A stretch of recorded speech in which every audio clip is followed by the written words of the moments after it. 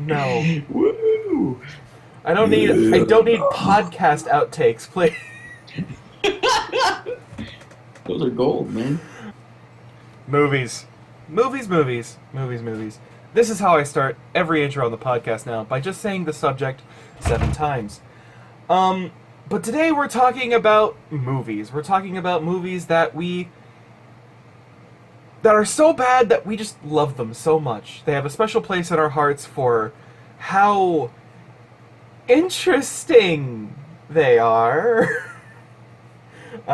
So yeah, that's what we're talking about today.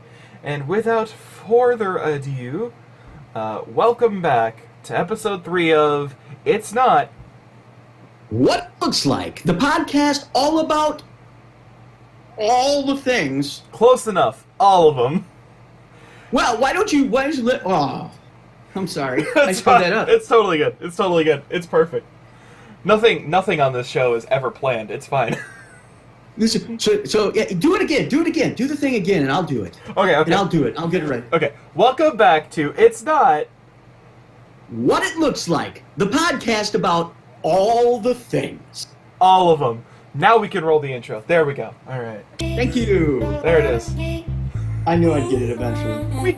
We get there. That's the thing. We fumble a little bit, but we get there.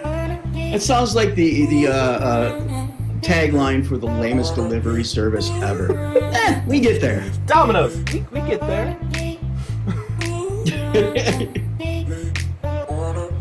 Oh my gosh. I have not had any good experiences from Domino's ever. So, Really? No, never. So if there's a company that I have to shit on in a video, my first thought always goes to Domino's. Wow. Yeah. Wow. Yeah. Well, I could tell you, well, I actually really, I hate to say it, but I really love Domino's. That's fine. I mean, it's just... But the thing is, here's where our experiences probably kind of diverge.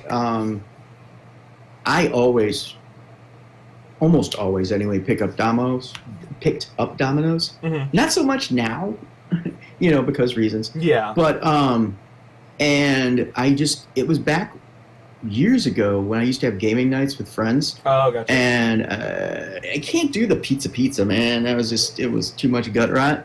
But yeah. Domino's they used to have this super thin cracker crust. I don't know if they still do because they changed everything. Mm-hmm. But it was like a snack pizza. It was like getting like a Tombstone pizza, only a lot better.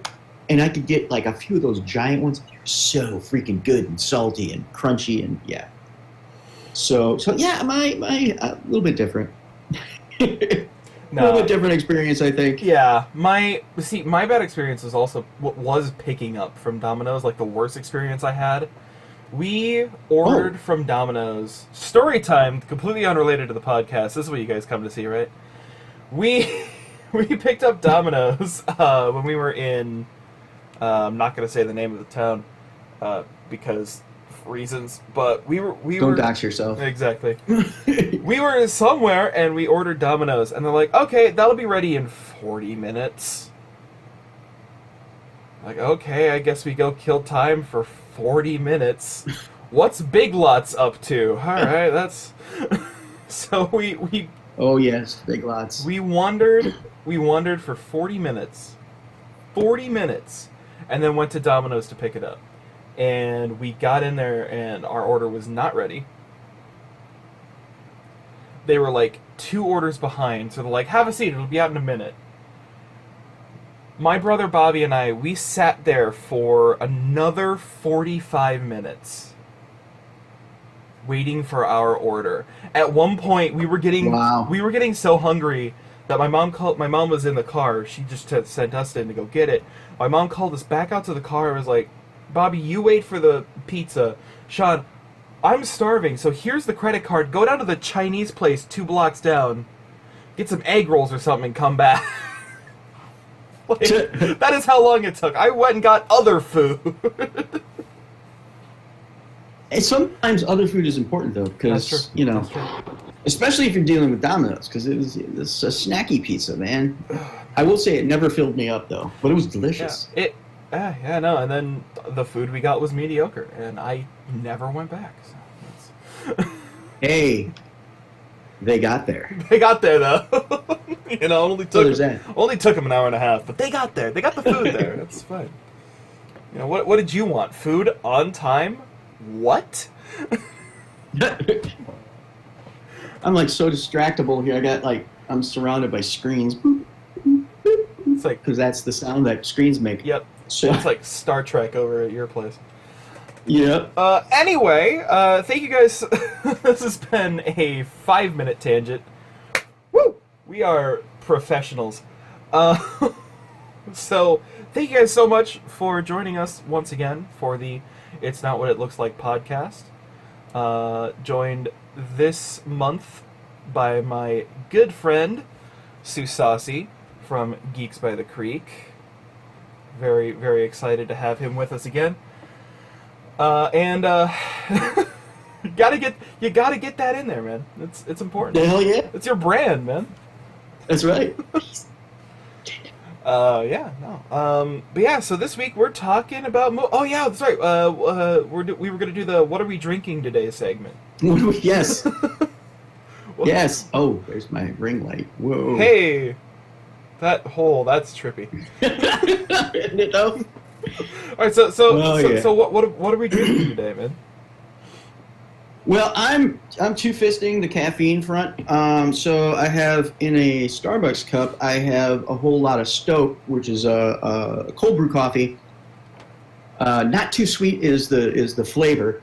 Freaking awesome because other coffee gives me rot gut, but cold brew does me right. So that's good. And then also Dr. Pooper Hey, Dr. Pooper.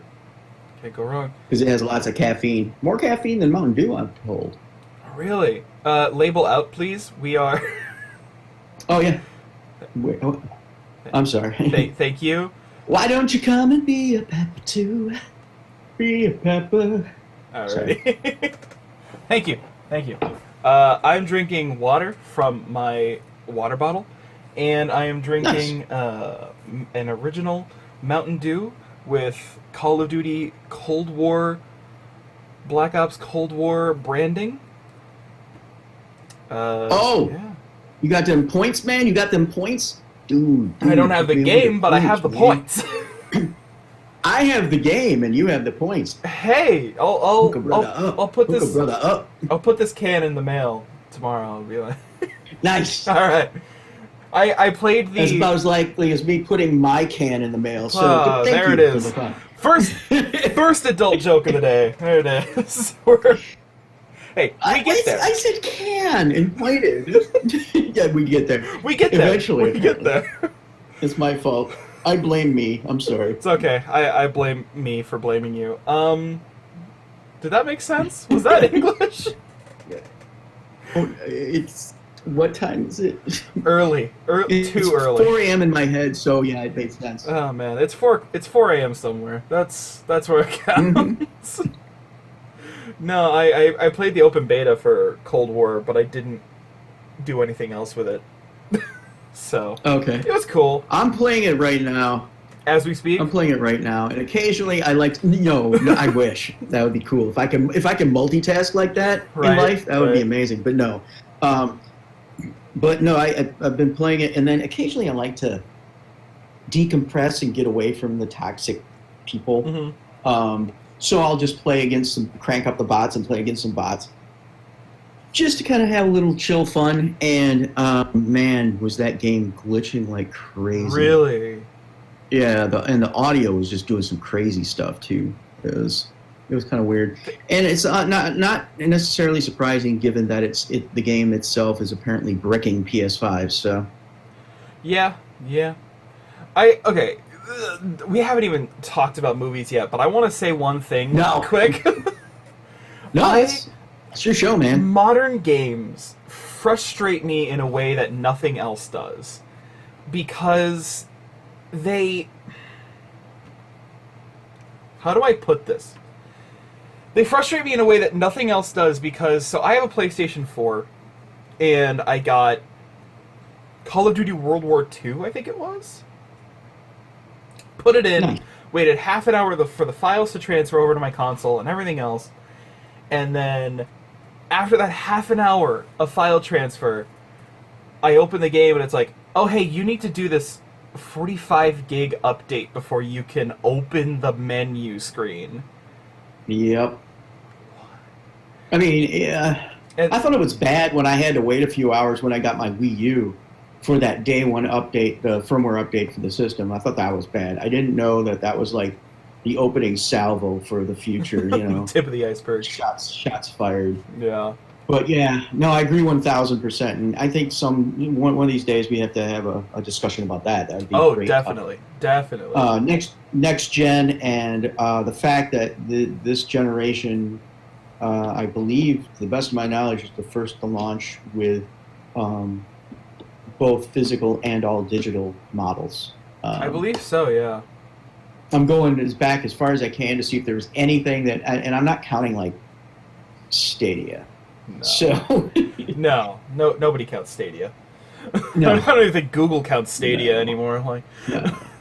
this is like Yeah, it's just like EA and Anthem. It's like, what are you talking about? That never happened. What? Yeah, I mean, I guess there's Stadia, there's Shield, there's been a few attempts, all of them bad. Yeah. All of them very bad. Well, no, because but I got Shadow of the Colossus, the PlayStation 4 HD remake of Shadow of the Colossus, which is visually stunning, gorgeous. It had no updates. It is version 1.00, and imagine that, getting your game right the first time. Yeah, right? What? Who does I mean, I don't want to be anymore? salty or anything, but I mean, and I know it's not necessarily the studio's fault. I know vast majority of the time it's the publishers pushing them and pushing crunch to extremes, and I get that. But man, just the number of games that launch incomplete these days is like, it has to be above like 70%. Oh yeah, it has to be. Well, I mean, the biggest example has always been Skyrim. Like, Skyrim at launch was half a game. It's like they didn't expect anybody to actually get that far within the first couple weeks of it being out. Right. It's like, no, you're not going to get that far. We could just put out half the quests now and patch the rest of them later. Because, like, it was. I also recently came into possession of Fallout 4, which is the first Fallout game I've ever really played. I had New Vegas a while back, but I've been playing Fallout 4 a lot. And literally the other day I went to open Fallout 4, this game that has been out since 2015, update. No. Oh, actually, that's interesting that you say that, because I fired up my 360, right? And because we wanted to play some Guitar Hero, and since that's not really a thing anymore, you have to kind of go back and, oh my God, system update. Every single bit of software I fired up just to be nostalgic. Update. I'm like thinking to myself, this is 2 generations ago. I plugged the crap in and I'm still having to do updates. I'm not about that. Well, that's when you do that's when you do what I did with my 360. I just never connected the thing to the internet. Oops. I mean, there's that approach. It works, okay? I mean, I probably could do with a few updates for 007 Legends so I don't keep killing Daniel Craig as Daniel Craig because it's loading the wrong character models. That's fun. There was a whole moment for me because, like, it was this God, which movie was it? I think it was License to Kill, where I'm running through this base in Cuba and I'm shooting a bunch of people, and I turn and I look at the person that I just shot, and it's Daniel Craig laying on the ground dead. I'm like, wait a minute, that's me. And I turn to the other guy that I shot, that's also Daniel Craig. I'm like, that's me. And I'm like, this game is gonna have like some meta underlying story where like Bond is in a coma and and he's having this weird coma dream where he just keeps killing himself and it's futile and he's like, you know. I don't even know, like, that game. Oh my God. That game is so ridiculous. Probably a good. Hey, I just one more before we move on here. Yeah. I just wanted to say, Nintendo's I think they do a better job of it, but they're not immune. And they've allowed some stinkers on their system. That Bloodstained, Ritual of the Night, which played perfectly fine on pretty much every other system, was a god awful nightmare on the Switch. And it has required so many updates to even be a functioning game that you can enjoy. But yeah, so not and everybody's got a little bit of that in their closet. Those skeletons. Oh yeah, oh yeah. Well, But yeah, we definitely got to talk about this another day. This is like this plus digital versus physical. yeah. This is. You know what? It might be a nice subject once Ubisoft finally announces the launch date for Scott Pilgrim versus the World, the game. That could be. Yeah. Because that's one of the most well-known examples of the nightmare that can be digital only. Mm-hmm. Because you know that, right? You know that story? I won't tell it now. I think I do. You know Yeah. I think I do. Yeah. Okay. Yeah, from there, we talk about it. from what there, I thought you were gonna say when Ubisoft releases the launch date for a good Assassin's Creed game. When Ubisoft announces the release date for their next game, Loot Crate. Hey, my favorite. How did you know? But no, quick back to 007 Legends, because I think that's actually probably a great segue to talk about bad movies. 007 Legends was like this really weird game, so I would not put that kind of weird like meta underlying story past them. It's like it was essentially like letting you replay your favorite moments from all the other Bond movies, but as Daniel Craig. It's like if Daniel Craig was in Moonraker, or if Daniel Craig was in Die Another Day. How I feel. It's weird. I don't know how I feel about that. It was weird. It didn't sell at all, and that was the last Bond game until IO Interactive just put out their teaser trailer for Project 007 like a week ago, which I kind of want to make a video on sometime, but we'll see what happens. Sounds good. But anyway. So movies. Yeah, movies. And the reason I wanted to go back to 007 is because I feel like one of the things I want to bring up with bad movies, first off, is... Well, there are bad movies out there that people don't like. There are bad movies that are so bad they're good. I'm one of those people who will find movies that people don't like and go, but it's fine. Because, to take it to the 007 films, my father despises the Timothy Dalton Bond movies. He thinks they're like the weakest entries in the Bond franchise. I mean, you don't know that he's wrong. I don't despise them, but you are the weakest link. Goodbye. So I don't think. Well, that's the thing. I don't think that they are the weakest entries. I think that really. No, I think that they were. You can see this in the Bond ranking video. I talk about this actually. I think that they were, and this is going to sound kind of like a cop-out answer, but I think they were just misunderstood. Because you have literally less than 2 years before the first Timothy Dalton movie comes out is A View to a Kill, with the still uber campy Roger Moore. And honestly, A View to a Kill is probably one of the worst Bond movies. But we have the uber campy Roger Moore. Horses are involved. Christopher Walken was in that movie for some reason. See, that seems to be for me. That's in the W column. Yeah, it's just, well, I just love the scene. Like, you could tell Christopher Walken did not want to be there. He's sitting there. Throw him in anything. he's sitting there gesturing with the guns like, "Mr. Bond, this is crazy." It's like, hot damn, gesturing with gun in hand. Yeah, see, you're not ruining it for me because you put him in anything. I wish he was in Pixar films. For real, please. Could you imagine? Could you imagine Buzz Lightyear played by Christopher Walken? That would be amazing. It would do great things for my soul right now. To infinity and beyond. Wow. That's beautiful. The wings pop out. Wow. Oh my gosh, that would be amazing. That would make me so happy. But anyway, so you have these Timothy Dalton movies right after the end of the Roger Moore reign. Because Roger Moore, I think, doesn't he still hold the record of the most Bond movies for one person? I think so. Yeah. Yeah, because I think he had 7, then Connery had 5. I'm not counting Never Say Never Again, because never again. Um, Ah, never. Never. I will say it all I want. Because, We get there. hey, we get there. We get there. But no, because the Timothy Dalton movies, they're darker, they're grittier. He's not as womanizing. The gadgets aren't as insane, except for the Aston Martin that had the skis. That was a little weird, but Sorry. you're good. Oh man. You're good. But yeah, I'm just saying, like, I feel like those Bond movies are misunderstood. And I actually really like The Living Daylights.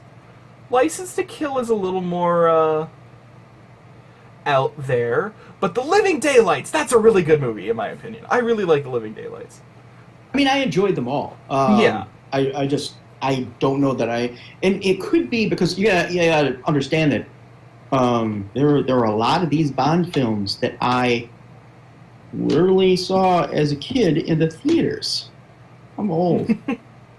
So I kind of got this rhythm, and then Sean Connery, holy crap, loved that portrayal, and then Roger Moore was his own beast, and He really was. Roger Moore delightfully was campy. I just absolutely loved it. Phil- That was what sold it. It was so delightful as a kid. I got the kind of Yeah. the camp. You gotta feel bad for George Lazenby though. Like, Yeah, one movie Yeah. and done. yeah, yeah, and it was okay. It was okay with that. I liked On Her Majesty's Secret Service. I think it was a really good movie. It was like the first and almost the last movie to play with Bond's heritage until Skyfall. So Yeah, that's kind of and cool. I liked it. It kind of reminds me of like he's like Christopher Pike. Yeah. you know, Yeah. I can have love for Christopher Pike, but also realize that would not have been the better version of Star Trek, in my opinion, had they made more movies with him. Yeah. I don't think I would have enjoyed the movies as much, No. with no disrespect for his performance or anything like that. I mean, there's So, just something yeah. about the Shat, man. There's something about the Shat. Yep, absolutely. Well, that's another thing. Bringing up movies that are so bad they're kind of funny almost. Mhm. One movie that gets endless hate from me, but in a way of what the fuck were they thinking kind of hate, is Star Trek the Motion Picture. The Saw it in the theaters on opening day Oh man, I remember because with my parents, the other who had no idea what the fuck was going on. What the heck? Oh, I'm sorry. I just Did said I just said fuck too. Don't worry about it. Okay. Yeah. They had no idea what's going on. What's a Klingon? Is that like when you poo and you can't get it off? No, mother. No, It's not. no, it's not. No. But no, I the other day, a few months ago now, actually, was the 40th anniversary of Star Trek: The Motion Picture, and I put out on Twitter, it's like, 40 years ago today, a bunch of people left the theaters on opening day of this film, going, "What the fuck?" I have a feeling that, so I've never partaken and probably never will, but I have a feeling that even at that young age, had I gone in under the influence of peyote, I probably would have gotten more out of that film. Yeah, for real. Oh gosh, the wormhole sequence that goes on for 20 minutes too long is absolutely hilarious to me. It's like, we gotta turn off the warp engine. I'm like, why? Belay that phaser order. Exactly. Everyone's like rocking Love back it. and forth, rainbows everywhere. Why? Why though? Why? Photon torpedoes.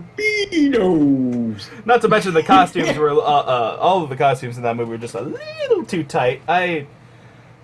Yeah. Oh man, I saw things on William Shatner I never wanted to see. So You saw the command camel toe? yes, I saw Shatner's Shat. Moose knuckle? Hey now. All right. It is at this point I'd like to take a little break here to talk about something quick. This video isn't sponsored.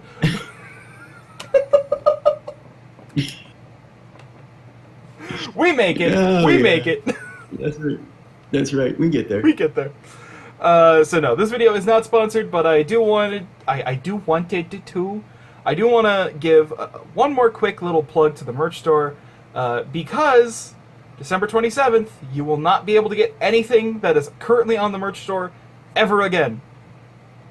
What? Say? Ever again. You will not be able to get anything that is on the merch store currently ever again. We are deleting all of the designs that are currently on there in favor of new designs for reasons I am not at liberty to say yet. You guys will find out next year. But December 27th will not only be the last day... Oh, what happened to my voice there? December 27th will not only be the last day... Third puberty? Yeah, pretty much. Third. Anyway, December 27th will not be only the last day for the holiday design, it will also be the last day for everything else. So go to the merch store, look at Dale's Home Alone face, that was beautiful. Go to the merch store and get any little item that you've been going, I don't know, get it now, because you won't be able to pretty soon. So The man speaks the truth. that's right. He spits the truth. I speak the true. Anyway, back to the memes. So, yeah, Star Trek: The Motion Picture is just one. There's a scene in the beginning where they're doing like this huge establishing shot of the Enterprise, the newly refitted Enterprise, right? That's my least favorite part. Yeah, because it goes on for 10 minutes, and it's just Kirk staring out a window. It's Kirk staring out a window at the Enterprise. There's a part where his shuttle is, like, backing up to dock with the Enterprise. He is staring at the wall of space dock, bewildered, like, wow! I'm like, you're not even looking at the Enterprise anymore, man. You're looking at a wall. And if I remember correctly, Scotty's just kind of standing there going, yeah, what? That's my ship, all right. That's right. Yeah, what, bitches? That certainly is a starship. That's my intergalactic whip, yo. It certainly is a starship. That's it right there, lad. Yep. It's just kind of staring out the window too. It's the only way I can. One more time around. Yeah, the only way I can. Just one more pass. The only way I can describe that scene is: we paid for an hour with this orchestra. We're gonna get our money's worth. Now contrast that with, wasn't it Enterprise where like the first move they scratched the ship? Yeah, or something like that. Yeah. Okay, I'm down with that. That's cool. For real, I'm pretty sure like the first thing on Enterprise, they're like, look at Enterprise, like, it's got, and Trips is like looking out the window going, it's got all this, it's got platinum fuel injectors, it's got a new Warp 5 engine, oh man, I'm so excited to get on this ship. And then he bumps a button, and the top of the shuttle scrapes the Enterprise, like, and Archer's like, Trip, you scratched the paint. So much better. So much better. I know. Scotty had just like 12 seconds. 12-second scene. Boom, done. Can we amazing. Can we have a little sidebar about how Scat Bakula cannot talk unless he is moving his head? It's true. It's true. Get the Klingons on did. the line.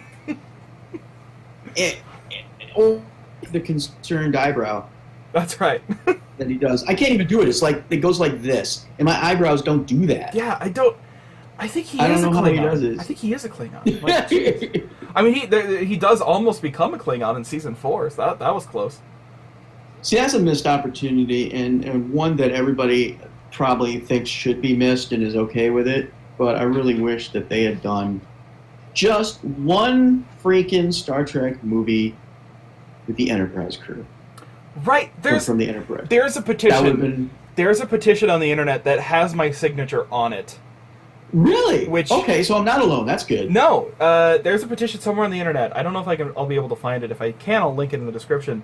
But no, there's a petition on the internet to A, get an Enterprise movie with the Enterprise crew, and B... Fully support that. Yeah, and B, have it be the final voyage of the Enterprise, and just pretty much say that last episode never happened.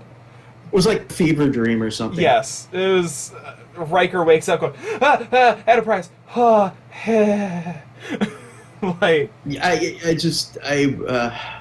I know it's not a movie, but that would be my pick for the worst movie. If I could pick a worst movie. It's a 2-parter. I'll accept it. Yeah. It's 2 hours long. It might as well be a made-for-TV movie. It was so bad, though. So bad. So bad. It's like, hey, it's like Star Wars Episode 9. It's like, let's spend the first hour counteracting everything that we just did for the last 4 years. And again, if you take a look at it and you take out all of the freaking Riker crap, right? Take all that fever dream out, there was a viable episode there that could have been built into something really powerful Right? and emotional and really brought the series to a powerful conclusion that may have led to a movie because it would have been so damn good. Yeah. But it was not to be. That's the because thing. Riker had to If you, phone in a freaking performance. I mean, literally, that's what it felt like.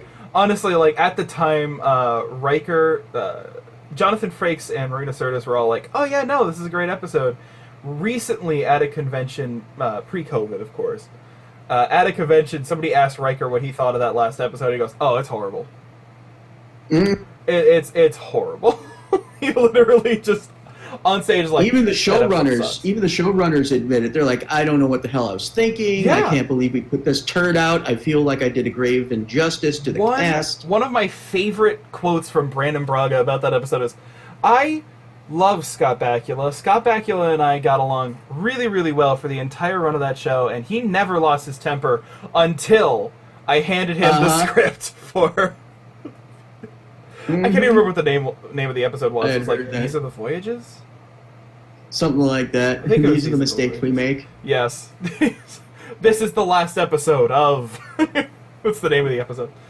But no, that episode, it is just so bad. Like, we were talking about movies so bad they're funny. It wasn't even funny. It was just disappointing. I mean, you invest yourself in 3 seasons of this show, 4 seasons of this show, and you're waiting for that payoff. Voyager's payoff was awesome. I loved the last episode of Voyager. I finally finished it here in quarantine. I blazed through the first 6 seasons of Voyager going, I have plenty left. And then I got to season 7 and I'm like, okay, I'm going to watch one of these a year. I did the same thing with Stargate SG-1. And fortunately I had a couple other series to fall back on, but I will. So I just want to. I'm going to do like an awful. It's not even a segue. It couldn't possibly be called a segue because I'm just basically going to go crashing through the bushes back onto the maze that is bad movies. Go for it. Like the chainsaw murderer in Zombies Ate My Neighbors. Great game. So we were talking about. And earlier I was going to segue, but we got off on some tangents. But we were talking about the Bond movies and the actors from the Bond movies and Sean Connery. So I know that you, like myself, are a huge fan of Sean Connery. Have you ever heard of a movie called Zardoz? Yeah. Yes. I actually just watched that for the first time back in May. It might have been around the same. I don't know if it was on TV or what it was, or if it was on one of the streaming services. But that's around the time that I saw it for the first time too, and I'm still processing it. I don't know if it's the absolute worst movie I've ever seen or the most genius movie I've ever seen. How do you go wrong with Sean Connery in BDSM gear getting mad at the Book of Wizard of Oz? How do you go wrong? I just don't understand. Apparently, it's an Irish-American science fantasy film. Yeah, is how it's made by the same guy who did Excalibur, though. Like, how do you go from making such a masterpiece to Zardoz? I think that Sean Connery made it because it would have been an entirely different movie with the actor that they originally wanted. You know who that is? Who? Burt Reynolds. Really? Wait for Zardoz? Yep. And so apparently he got sick and couldn't do the film due to illness. But it would have been Burt freaking Reynolds. No and all way. I can see is freaking Smokey and the Bandit Burt Reynolds in that movie chewing gum and wearing cowboy hats and I don't know. Oh my gosh. I don't know how to process. Yeah. Burt Reynolds. Yeah. Oh my gosh, that'd be hilarious. Yes, it would. Yeah. But yeah, so I guess the rest of the cast was like all Irish and crap. So I guess it was a good thing to have Connery come in. And... Coming this fall, Tom Selleck's Zardoz. Oh man, see, that hurts my soul because I love Tom Selleck, but yeah, that would have been bad. But good God. Uh, No, that is. I did not know that. But no. Yeah. But no, Zardoz. If you don't know what Zardoz is, audience at home, it is the weirdest film I have ever heard of in my life. Oh my! It's a movie that could only come out of like the early 70s. Yeah. It totally reeks of that. It's like it's trying to make you think, but I don't know what it's trying to make me think about. It's so. And there's almost like a little bit of Logan's Run sensibility in there, kind of that vibe. Not narrative wise, but just overall vibe. And so it's got everybody's wearing togas and it's trying. Like the old people barn. What was with that, man? It's just like old people barn who are constantly having a prom. What? Yeah. Anybody who has not seen Zardoz and just heard the words "old people barn who are constantly having a prom," which is kind of, I guess that's kind of their version of Carousel from Logan's Run. Which, by the way, Logan's Run, another movie that I absolutely love and I saw as a kid on its television debut. That's one of those movies that I've been meaning to see. And it's not Zardoz confusing or bad, definitely not even close, or good depending on your take, but it's definitely campy as hell. But it has this dark undertone that grounds it enough that it passes. But man, there's like the robot in there that they meet in the ice caves reminds me of the snowman from Rudolph, like the stop motion stuff. Yeah. And he's live action, but yeah, that was, I mean, it's just weird. The whole thing is weird. But not nearly as weird as Zardoz. No. Nothing is as weird as Zardoz. Nothing will ever be as weird as Zardoz. I mean, that whole era of sci-fi and fantasy, even freaking the pilot movie for the original Battlestar Galactica had some trippy ass stuff happening in it. It really did. Mm-hmm. You finding that cave full of insectoid creatures, and there's all like underneath a casino. I think that's actually part of my aversion to casinos in my adult life. Was seeing that as a kid. I watched it in my basement alone, and that and Westworld. Oh my God, there's another movie that freaked me out. Yeah. But yeah. Nah, I honestly I don't think there's ever really been a movie that I've walked out of going, I cannot find anything redeeming about this. I don't think there's ever been a movie that I've thought that with. Because, with Zardoz, it's so ridiculous that it's so easy to make fun of, and I'm like, that's a redeeming quality right there. I love making fun of movies.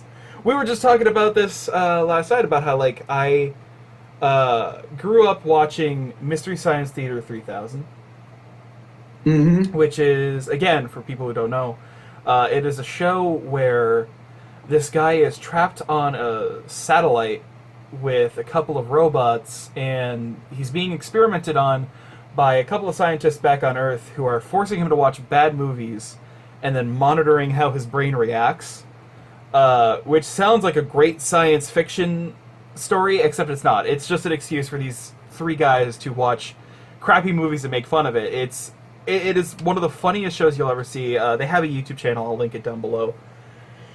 But it's...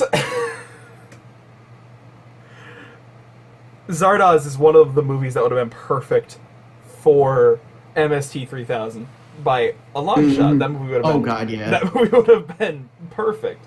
Absolutely perfect. So there's actually... I was just trying to recap, my movie-going experiences and think of something that maybe... I can tell you right now, one movie that, had I seen it in the theaters, I might have actually walked out. But there would have been no reason for me to go see it in the theaters anyway. This is one of those kinds of movies that is relegated to the lazy Sunday afternoon, where you just don't want to get off the couch, and you can't even manage the effort to reach to the table past the cold pizza you had for breakfast to grab the remote to change the channel. One of those kind of days where you're just Ah, like yes. literally a potato, and that is Showgirls. Dear Lord, make it stop. Have you ever seen I have Showgirls? not. No, With Elizabeth Berkley from Saved by the Bell. I have not. No. She played, like, what's her name, Jessie Spano or something like that, on Saved by the Bell. She's the one that goes, "I'm so excited, I'm so." That Yeah. episode where she took too many caffeine pills, and that was their big drug episode. That just Yeah. sounds like me on a Tuesday. But yeah, no, keep going.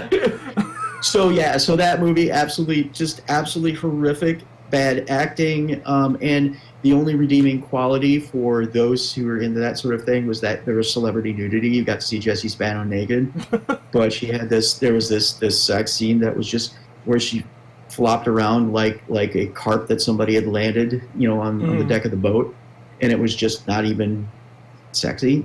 So that was horrible. So that was one that I definitely would have walked out on and never looked back. Maybe cried a little because that was done to me. It was inflicted on me. Hmm.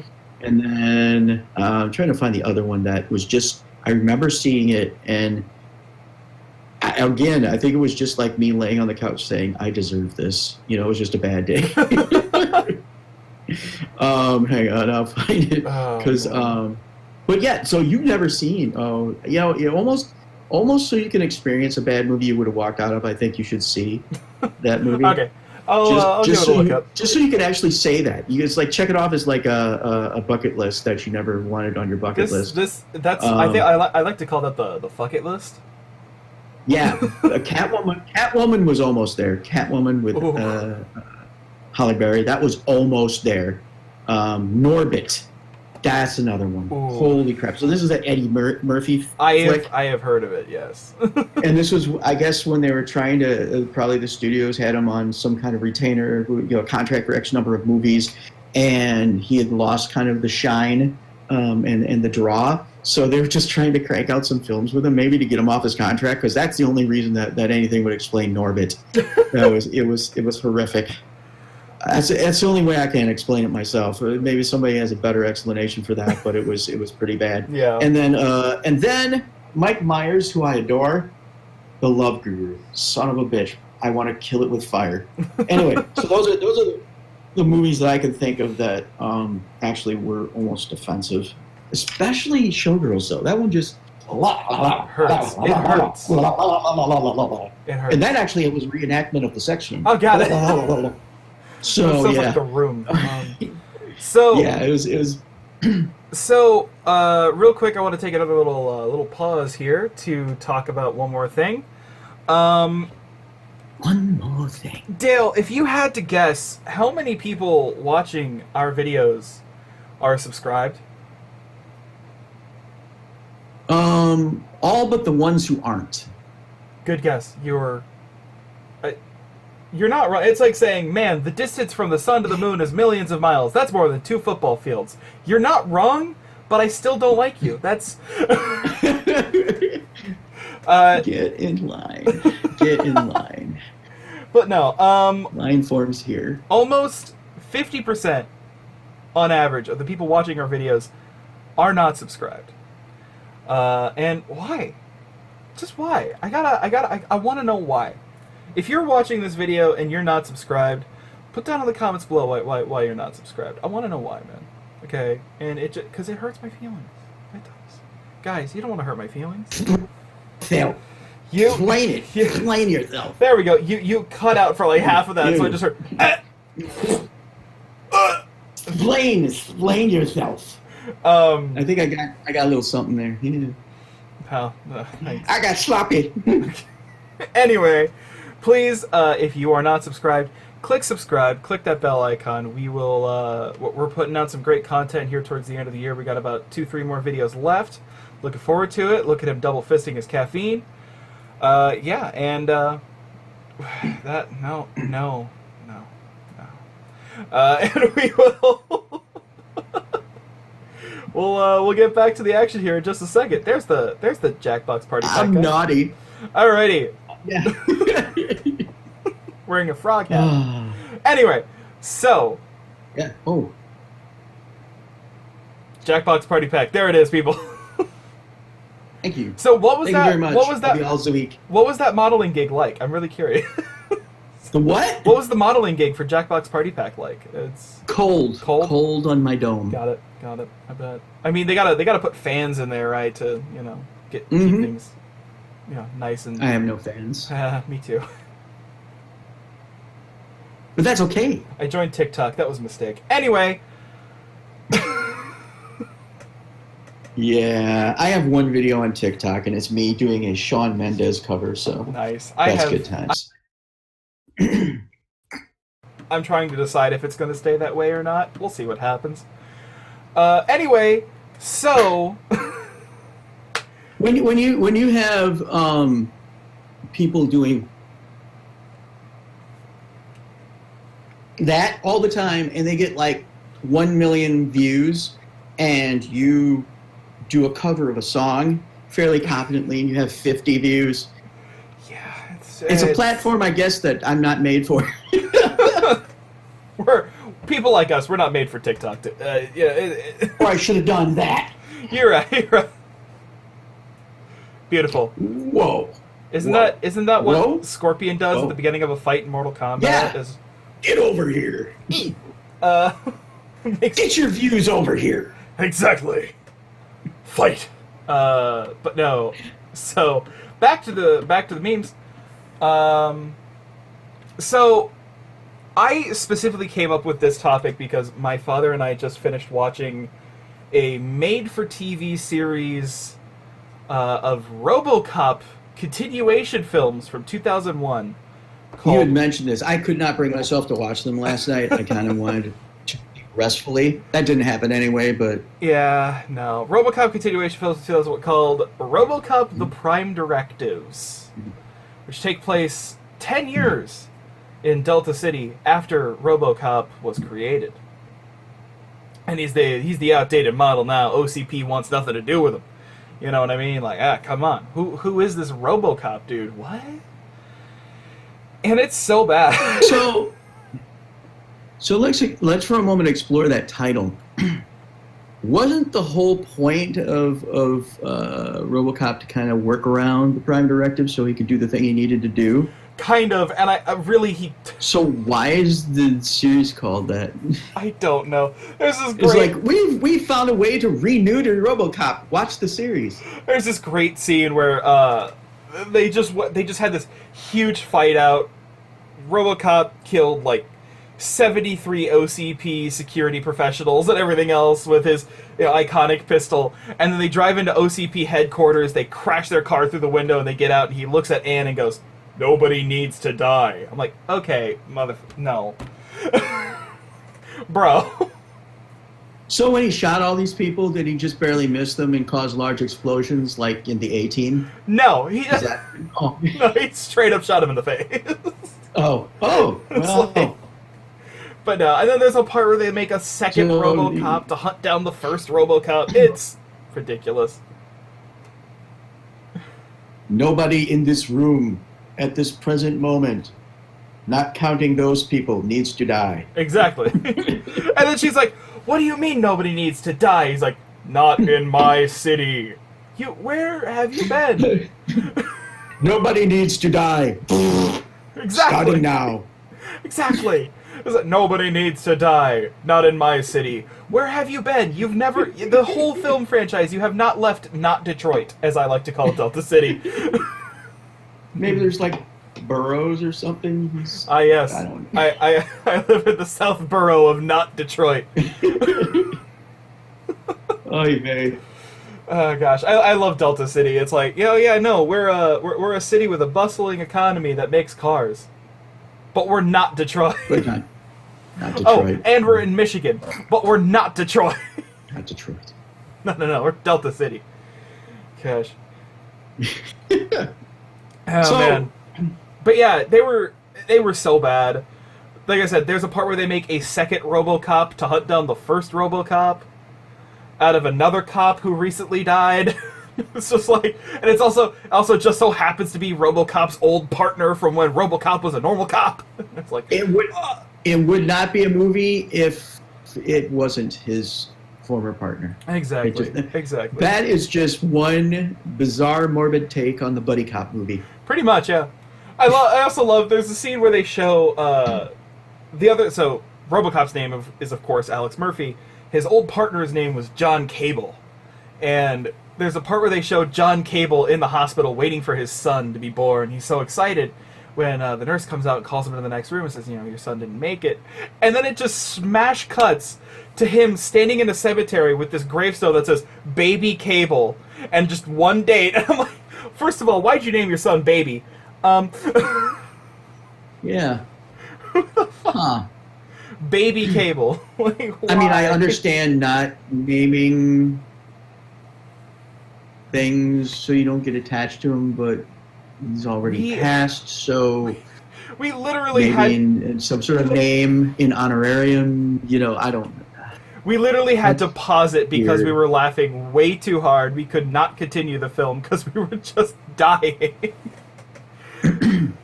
Like it was so bad. God, and then there's this guy who is a Billy Idol, like the main villain of the whole thing is like this Billy Idol lookalike, who looks nothing like Billy Idol. It's awesome. Well, then the other main villain also looks like Dollar General David Tennant, so that's a thing. Wow. Okay. Well, is it like were these stunt doubles for the actors that were looking to go mainstream or something? I don't know, man. It's just it's absolutely ridiculous. It's so ridiculous. There's this part where oh gosh, what is it? There's this part where RoboCop and new RoboCop have this big fight scene at a bus station, and it ends with RoboCop realizing he's outgunned, literally, because new RoboCop has a second targeting sensor, meaning he can have two guns.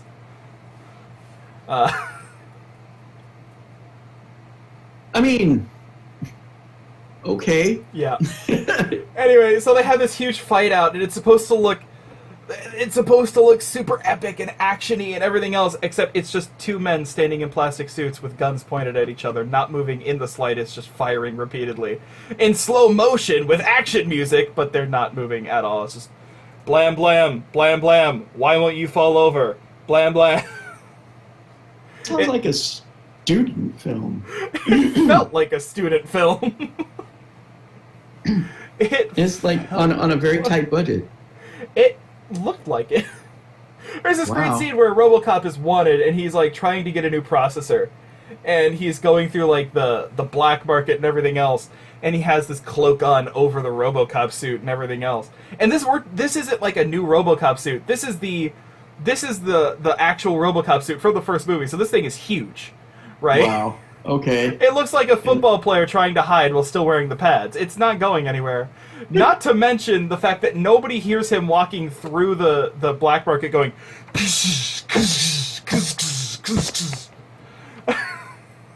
Oh. And like, but like a full on like cloak. Yeah, like full on cloak. He has a hood on. He's got this and then, it's just so stupid. Maybe he's a Jedi. He's like, I'm not the RoboCop you're looking for. It's like nobody hears the magnetic pressurized footsteps of RoboCop coming through. It's like, I'm walking lightly. Are the Cybermen attacking? What's happening? Oh my gosh! Wow. And he walks up to this person to get a new processor. He's like, I need a processor, 60 megahertz. This guy's like, okay, no problem. Grabs the processor, is like, how you gonna pay for this? And then crime happens, and of course RoboCop is, has to stop the crime.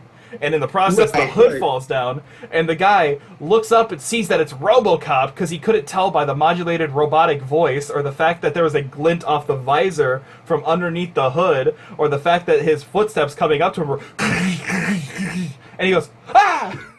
It's RoboCop! No! Could have been cosplay, he might have escaped. You're right.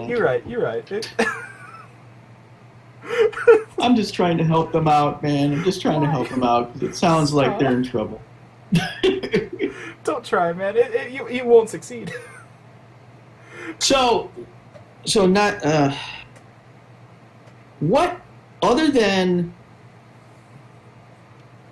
those like little vignettes across all the movies was it a combination of everything or was it one of those situations where if they had just gotten the writing right, I could have overlooked a lot of other stuff? No. I haven't seen them. No. It's dismal. Okay. Just wanted to check because sometimes it really is like wow, if only they had had a competent writer on this, you know. Yeah. There's stuff here that I like. But okay. Nope. It's, how do I put this politely? Because you know the movies where like you could tell that the actors they're very good at what they do. Yeah, and they're trying their very best to deliver. Yeah, and they're trying their very best to sincerely deliver garbage, hot mess garbage. Mm-hmm. But so that's not one of them though. Huh? Okay. No. There's the guy who plays RoboCop's son. His best acting scene is when they jump the car over a security gate, and he's like, "Oh my god!" He's like, "Wow!" And he's like, "That was so cool!" And he's like freaking out about it. You could tell in a couple of scenes the guy who was playing Murphy's son was stoned off his ass. You probably have to be to enjoy that. Baileys and say, you know, wow, I done good. Yeah, exactly. There's this part where they're like, "We have to go to OCP. We have to stop." And I kid you not, this was the main villain's name. "We have to stop K-Dick from unleashing Legion." Unleashing what? Legion. It's a biomechanical virus. So, when in doubt, borrow action scenes from Dukes of Hazzard and reference the X-Men. Yep. Welcome to RoboCop the Prime Directives. This is how it works. Sounds good. Oh my gosh. So winding down though, there's a lot of hilariously bad movies out there. Indeed, yes. That we have enjoyed, not enjoyed. Never Say Never Again. That's a hilariously bad one. You know, it's hilariously bad, but taken once you know the context of the performance is actually brilliant. Popeye. Watching Robin Williams just basically improv an entire movie. That's the thing. Is worth it. The movie sucks, but watching him and knowing that they never even really gave him a script is just freaking. I actually love that movie. I'm not gonna lie. I actually love the Popeye movie. It is so much fun. I saw it in the theater, and I was just enthralled by Robin Williams' performance as Popeye and how good he was at being Popeye. Exactly. I didn't necessarily think the movie was super duper. I enjoyed it. I thought it was fun, but like it carried it. He does. When I found out after the fact that was improv, I was like, oh my god, the man's a genius. He carries everything he is in. Like, that's the thing. I have one of his serious movies on DVD that I absolutely love, Awakenings, which is him and Robert De Niro. Great movie, and Robin Williams is really what makes it a great movie. One of my favorite movies of all time, and I watch it every 4 years, will always be my what is it? Man of the Year. Man of the Year. That was some twisted. So Man of the Year and 1 Hour Photo are like two of my favorite Robin Williams series movies. But Man of the Year was dark. That was some dark stuff. Man. It was really dark. Like he thinks he becomes president. You can't even mention why. You can't even mention why, really. But no. Like it was a really, really good movie. I have it on DVD, and because it's so politically charged, I watch it every 4 years because presidential elections. So, but taking it. Oh, what the hell was it? I'm trying to remember. I'm going to find this because it is. This is probably the absolute darkest and most twisted and bizarre and mind-damaging film that Robin Williams has ever been in, but it was brilliant. I know, Night at the Museum was just crazy. Sorry, continue. No. Have you ever seen World's Greatest Dad? I have not, no. Okay, I'm going to tell you absolutely nothing about the film, but you have to watch it. It is so twisted and messed up and disturbing. It's they call it a satirical black comedy drama. It's super dark, and it's more drama than it is comedy, but it's just, you have to see it. So we went from just like absolute horrible movies to some great movies, but yeah. Yeah, I feel like we have to have that redeeming upswing at the end. You know what I mean? I will counterpoint that by saying, with Robin Williams, by saying Toys. You know, I have a soft spot for Toys. It's weird. It's just it is it's a head trip, but I can enjoy it. I don't know. I just don't know.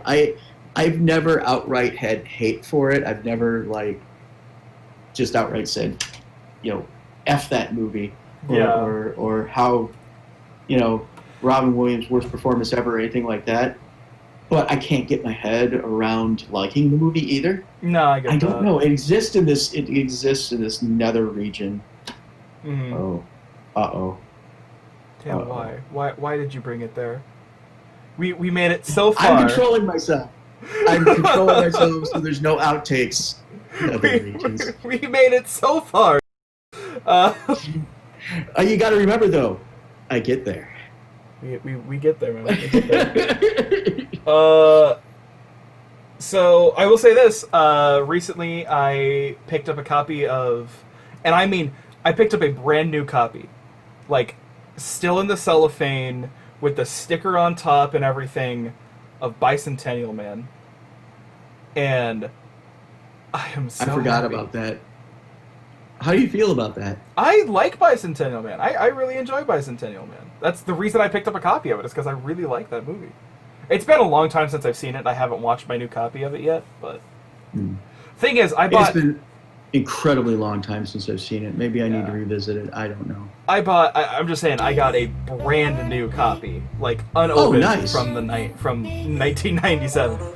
It's got that new movie smell. Oh yeah, always does, man. What are you doing? I'm a bit unbalanced. I can tell.